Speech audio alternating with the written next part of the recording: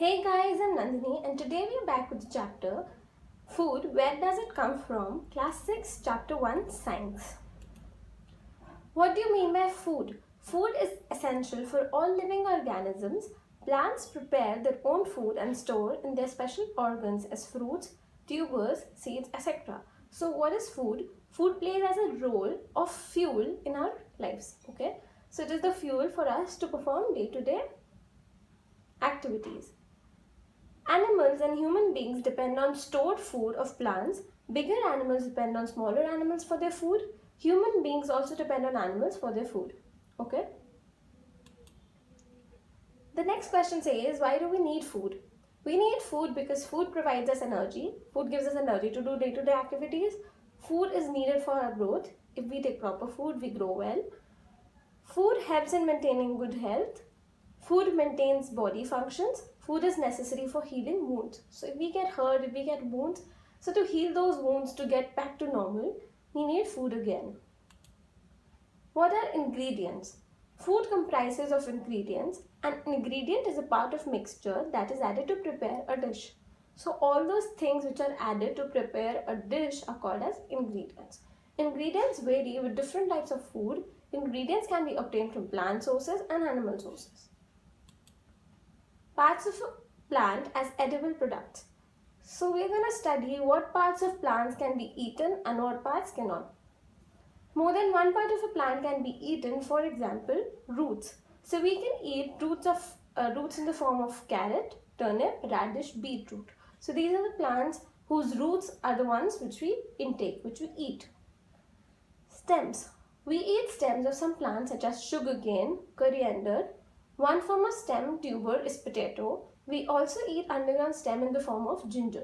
So ginger is an underground stem, others are overground. Leaves. Many green leaves are the source of calcium. Some leaves that we eat are spinach, cabbage, curry leaves, etc. Onion is also in a form of leaf which is underground. So onion, the green onion which we eat are again the leaves. Flower and flowers of pumpkin, cauliflower are edible flowers. Some type of roses are also edible. So you must have seen me eat some type of roses also, like gulukan and all. Then fruits. We get edible fruits from many plants. Fruits can be fleshy fruits or dried fruits. So mango, guava, orange, apple, pear, grapes, banana, these are the fleshy fruits whose flesh we eat. Almonds, cashew nuts, or say walnuts, these are the dry fruits which we eat. These are not the fleshy fruits. Seeds. Seeds which are edible can be used as grains, pulses or oil seeds. So the grains and pulses and oil seeds. Grains include rice, wheat, jowar, maize and ragi. Pulses include gram, peas, beans, etc. Oil seeds include groundnut, sesame, mustard, coconut, sunflower seed, etc. So you must have heard of sunflower oil, mustard oil, coconut oil. So these are the oil seeds. Then we have parts of a plant. So what are the parts of a plant? We have a plant in front of us. On the top we have flower, then leaf. After which we have a fruit, then we have a stem and root. Okay. So children, please learn this diagram. This is an important one from exam point of view. When do we say that seeds are sprouted? So what do we mean by sprouts, or when do we say that seeds are sprouted? We take some seeds of moong or chana and put it in a container filled with water. So what do we take? Seeds of moong and chana and put it in a container filled with water and keep it aside for a day. The next day we drain out the water and wrap it in a wet cloth. So first we put it in a container filled with water. The next day we drain out water, wrap it in a wet cloth. And the next day we observe small white structure grown out of the seed. And if we see the grown out structure, the small white grown out structure, then we say that seeds are sprouted. Now coming on to what is nectar.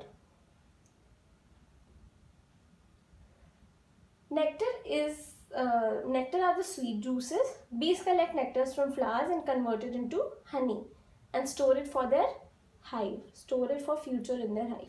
So what do honeybees do? They collect sweet juices from the flowers and store it in beehives or their hive for their future use. Next we have animal products as food. Animal products are the different types of food that we get from animals. Animals provide us with different products like milk, egg, poultry, meat, honey, etc. Animals obtain their food from plants and other animals. So how do animals get their food?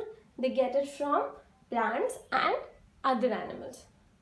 Dairy farm is the place where buffaloes, goats, cows, sheep, pigs, etc. are kept in shed of rearing. So why do they rear these plants? Why do they feed these plants? In order to get something or the other in return. So what do we get in return? Meat or milk. Milk is used to prepare dairy products. Aquaculture includes rearing of fish, crabs, lobsters, etc. So what is aquaculture? All the sea creatures we rear, we make them as pets, or we feed them in order to get flesh from us, in order to get meat from them. So fish provide us their meat for us. Fish can be marine or freshwater. So marine is the one which we get in seas, freshwater is the one which we get in rivers. Next we have types of animals. So what are the types of animals we see? The types of animals are herbivores, carnivores and omnivores. So let us get in detail what are herbivores, carnivores and omnivores. Animals which eat only plants are called herbivores. So animals which eat only and only plants are herbivores. They're also called as grass-eating animals because they only depend on plants. For example, cow, sheep, goat, deer, buffalo, camel, etc. Carnivores are the animals which eat small animals. So these are called flesh-eating animals. Okay. So carnivores are flesh-eating animals. Example, tiger, lion, jackal, vultures, etc. Omnivores, the animals which eat both plants and animals are called omnivores. For example, human being, bear, crow, etc. Thank you guys for watching. Please like, subscribe and share my videos. And for doubts, mail us at mystudybuddy.help@gmail.com.